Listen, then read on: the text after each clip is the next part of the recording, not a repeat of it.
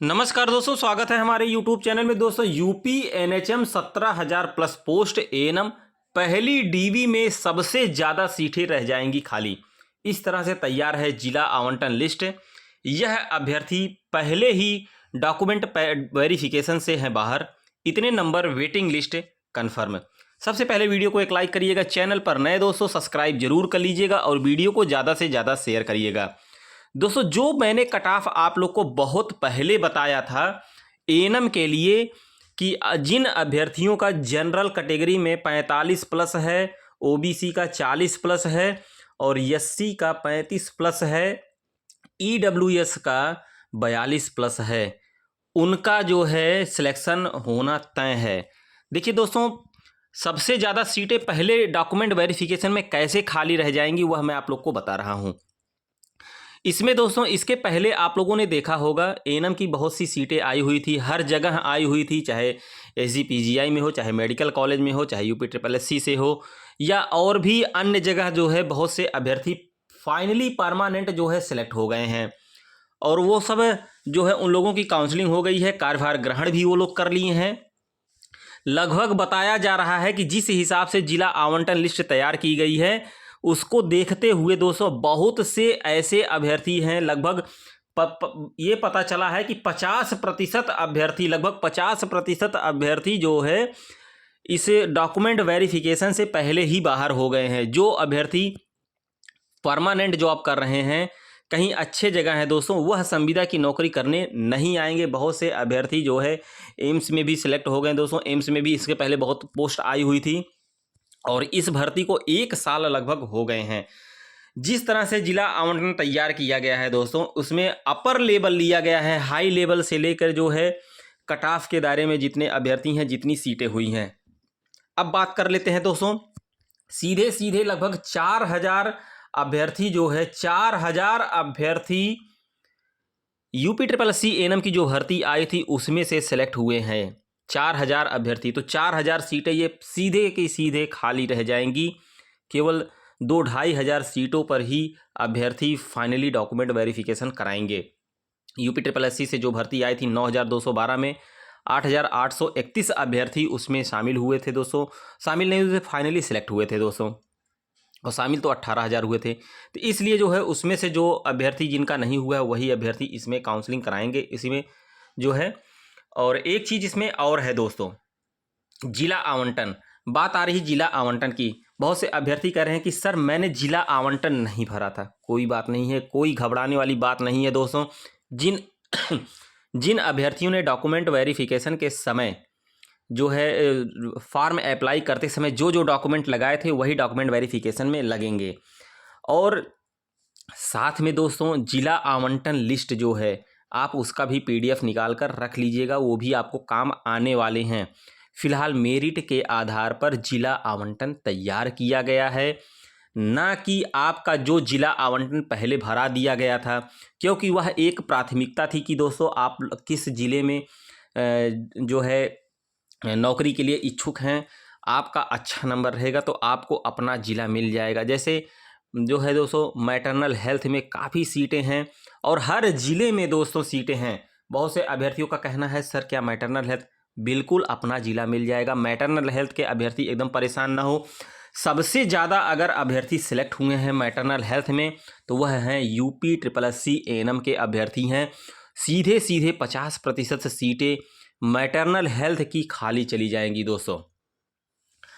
और जिला आवंटन जो है आप लोगों का जो तैयार किया गया है, एक होता है रोस्टर सिस्टम दोस्तों। रोस्टर जब पेपर ऑनलाइन होते हैं, जैसे उसमें नॉर्मलाइजेशन लगाया जाता है वैसे ही नॉर्मलाइजेशन वाला ही रूल होता है रोस्टर सिस्टम।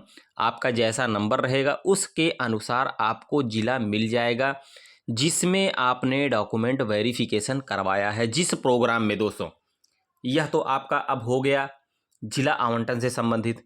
जैसे ही जिला आवंटन होगा आपको 1 से 2 दिन के अंदर ही नियुक्ति पत्र मिल जाएगा दोस्तों, मैंने आपको बार बार बताया है। और इसके साथ में बहुत से अभ्यर्थी पूछते हैं करेक्टर सर्टिफिकेट की बहुत इशू आ रहा है दोस्तों। बहुत से अभ्यर्थी पूछते हैं करेक्टर सर्टिफिकेट कहाँ से बनवाएं। दोस्तों, जो गजेस्टेड ऑफिसर होते हैं, जो अधिकारी होते हैं, डीएम, एसडीएम, चिकित्सा अधिकारी, और प्रिंसिपल और कॉलेज के जो जो है एचओडी हो गए, हेड ऑफ डिपार्टमेंट, किसी से भी आप एक करेक्टर सर्टिफिकेट वहाँ से बनवा लीजिए और एक सर्टिफिकेट आप जिला चिकित्सालय से, जिला अस्पताल से बनवा लीजिए, कम्युनिटी हेल्थ सेंटर सीएससी से बनवा लीजिए, पीएससी पर जो रहते हैं वहाँ पर प्रभारी, उनसे भी आप बनवा सकते हैं। मतलब जो आपको जानते हैं, 6 महीने तक ही वैलिड रहता है दोस्तों करेक्टर सर्टिफिकेट। तो उसके लिए आप 2 सर्टिफिकेट आपको बनवाना, कहीं से भी आप उसको बनवा सकते हैं। अब देखिए दोस्तों, कितने नंबर का वेटिंग कन्फर्म हो जाएगा, मैंने आप लोग से बताया था। अब दोस्तों, जिन अभ्यर्थियों का वेटिंग लिस्ट में नाम है, मान के चलिए आप लोग को बता रहा हूँ, जो मैंने अभी कट ऑफ बताया है आप लोगों को, जनरल 45+, ओबीसी 40+, ईडब्ल्यूएस 42+, और एससी जो है 35+। इसमें जिन अभ्यर्थियों का नंबर है, मतलब वेटिंग लिस्ट में है, वो अपने आप को पूर्णतः जो है सेलेक्ट मानकर चलें दोस्तों, क्योंकि 50% सीटें, जानकारी जहाँ से निकल कर आ रही है मैं उसके माध्यम से आप लोग को बता रहा हूँ, 50% जो है, 50% सीटें जो हैं खाली रह जाएंगी पहले डॉक्यूमेंट में, और सभी सीटें 100% सीटों को भरना है दोस्तों। क्योंकि अब आपको बता रहा हूँ, स्वास्थ्य शिक्षा विभाग में तो भर्तियां काफ़ी हो गई, पुलिस विभाग में भी काफ़ी हो गई। अब जो है, जो मजबूत कड़ियां हैं, जैसे स्वास्थ्य विभाग की मजबूत कड़ी एएनएम हो गई, फार्मासिस्ट हो गए, स्टाफ नर्स हो गए, लैब टेक्नीशियन, जिनके सहारे अस्पताल चलता है। देखिए दोस्तों, डॉक्टर तो 1-2 ही रहते हैं अस्पताल में, लेकिन पैरामेडिकल जो हैं कई रहते हैं, तभी अस्पताल चल पाता है। हर मरीज को डॉक्टर नहीं देख पाते हैं, केवल बस एक गाइडेंस करते हैं, देखना तो देख रेख का काम है एएनएम का, फार्मासिस्ट का, लैब टेक्नीशियन का, स्टाफ नर्स का। तो इसलिए पैरामेडिकल में ज़्यादा से ज़्यादा सीटें भरने का अनुमान है दोस्तों, और एक भी सीट खाली नहीं जाएगी। क्योंकि ऑनलाइन परीक्षा जब हुआ था सीएचओ का, देखिए सीएचओ की एक भी सीट खाली नहीं जा रही है। वेटिंग लिस्ट भी आ रही है, जो अभ्यर्थी पहले से छोड़े हुए थे उनके लिए फिर से जिला आवंटन आ रहा, भी आप लोगों ने नोटिस देखा ही होगा। तो उसी हिसाब से एएनएम का, फार्मासिस्ट का, लैब टेक्नीशियन का, स्टाफ नर्स का, यह सब उसी हिसाब से जो है खाका तैयार किया गया है कि एक भी सीट खाली ना जाए, योग्य अभ्यर्थी को जो है सिलेक्ट किया जाए। तो जितना मैं डॉक्यूमेंट वेरिफिकेशन के समय में बताया था, उतने डॉक्यूमेंट आप तैयार कर लीजिए। आप लोग एकदम परेशान ना हो, कमेंट के माध्यम से भी पूछा करते हैं कि सर हम बहुत परेशान हैं, आप कमेंट के माध्यम से आप जवाब नहीं देते हैं। तो दोस्तों, मैं आप लोग को बता रहा हूँ, जो अभ्यर्थी कैटेगरी में वेटिंग लिस्ट में हैं, एकदम परेशान ना हो। सेकेंड लिस्ट आएगी तो आप शॉर्ट लिस्टेड रहेंगे उसमें, और सेकेंड लिस्ट आप लोगों को 15 दिसंबर के बाद कभी भी देखने को मिल जाएगी। क्योंकि फ्रेश की जो सीटें हैं दोस्तों, 15 दिसंबर से पहले पहले भरने का अनुमान है। और अब स्टाफ नर्स का वही रिजल्ट रह गया है। स्टाफ नर्स का रिजल्ट दोस्तों कल देर शाम तक आने की संभावना थी, लेकिन कुछ कारणवश नहीं आया। आज या कल या परसों में, 3 दिन के अंदर अंदर स्टाफ नर्स का रिजल्ट आ जाएगा। उसके बाद प्रक्रिया और भी तेज हो जाएगी, रह जाएगी डॉक्यूमेंट वेरिफिकेशन। पहला डॉक्यूमेंट वेरिफिकेशन होगा तो वह फार्मासिस्ट एएनएम का साथ में होगा दोस्तों, क्योंकि फार्मासिस्ट एएनएम पहले जो है क्लियर किया जाएगा, फिर स्टाफ नर्स और लैब टेक्नीशियन के अभ्यर्थियों को फिर जो है उसके बाद जो है क्लियर कर दिया जाएगा। अब इसमें कोई जो है देरी नहीं होगी, जिला आवंटन जैसे ही आ जाएगा, समझिए आपको 2 से 3 दिन में डॉक्यूमेंट वेरिफिकेशन करवा के नियुक्ति पत्र मिल जाएगा। बार बार अभ्यर्थी भी यह भी पूछा करते हैं, सर ज्वाइनिंग में क्या क्या करना रहेगा। देखिए दोस्तों, जितने डॉक्यूमेंट मैंने आपको बताए हैं, सब डॉक्यूमेंट आप जो है तैयार कर लीजिए। कैरेक्टर सर्टिफिकेट का मैटर था, वो भी आपको मैंने बता दिया।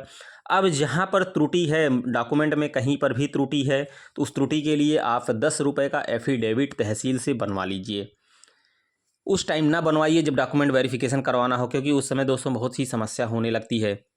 बहुत से अभ्यर्थी कह रहे हैं, सर मेरा जो है ये ईडब्ल्यूएस प्रमाण पत्र मैंने बनवाया था उस समय, अब मेरा एक्सपायर हो गया, क्या वो चलेगा? बिल्कुल चलेगा दोस्तों, क्योंकि आपने जिस समय फॉर्म भरते समय प्रमाण पत्र लगवाया था, उस समय वह प्रमाण पत्र जीवित था, भले अब एक्सपायर हो गया है, तो वह डॉक्यूमेंट आपके लगेंगे। हाँ ये है, अगर आप नया बनवा कर लेके चले जाएंगी तो कोई दिक्कत नहीं होगा। तो नया भी आप बनवा लीजिएगा जिनके डॉक्यूमेंट एक्सपायर हो गए हैं दोस्तों। नया डॉक्यूमेंट बनवा कर लेकर जाइएगा। अब निवास और जात में पिता पक्ष पति पक्ष का है दोस्तों मैटर, तो दोनों आप लेकर जाइए, जो वहाँ लगता है उसको लगवा दीजिएगा। साथ में एक एफिडेविट भी जात निवास के संबंध में बनवा लीजिएगा, तो कोई दिक्कत नहीं होगी। देखिए दोस्तों, जहाँ पर त्रुटि आपको दिख रही है 10 रुपये का एफिडेविट आप बनवाइए। जिस हिसाब से मैं मार्गदर्शन आप लोगों का कर रहा हूँ उस हिसाब से अगर आप चलते हैं तो डॉक्यूमेंट वेरिफिकेशन में कोई भी समस्या नहीं आएगी। UPSSC एएनएम में जो डॉक्यूमेंट वेरिफिकेशन हो रहे थे उस समय मैंने बहुत से अभ्यर्थियों को बताया था दोस्तों, और जिन जिन अभ्यर्थियों ने मेरे पास कमेंट के माध्यम से बताए थे, कुछ अभ्यर्थी के पास मेरा फ़ोन नंबर भी पता नहीं किस माध्यम से मिल गया था दोस्तों, वो भी पूछा करते थे। आज उनको कोई दिक्कत नहीं हुई है, एकदम बढ़िया से जो है कार्यस्थल पर हैं। जो कहीं दिक्कत परेशानी आती है अभी भी फ़ोन करके पूछा करते हैं, सर आगे जो है जॉब में क्या होगा, अभी सैलरी नहीं आई है। तो मैं बताता हूँ कि आपकी सैलरी 6 महीने तक नहीं आएगी, क्योंकि दोस्तों वो परमानेंट जॉब है। आपकी संविदा की है, जैसे आप लगेंगे उसके 2 से 1 महीने के अंदर जो है आप लोग की सैलरी आना शुरू हो जाती है। तो यह दोस्तों बहुत बड़ी अपडेट रही, सीटों से संबंधित रही, वेटिंग लिस्ट से संबंधित रही। अब आप लोग एकदम परेशान ना हो, जो भी डाउट हो आप कमेंट के माध्यम से पूछ सकते हैं, और टेलीग्राम चैनल से भी आप जुड़ सकते हैं, वहाँ पर भी कमेंट के माध्यम से आप अपने प्रश्नों का जवाब जो है पूछ सकते हैं।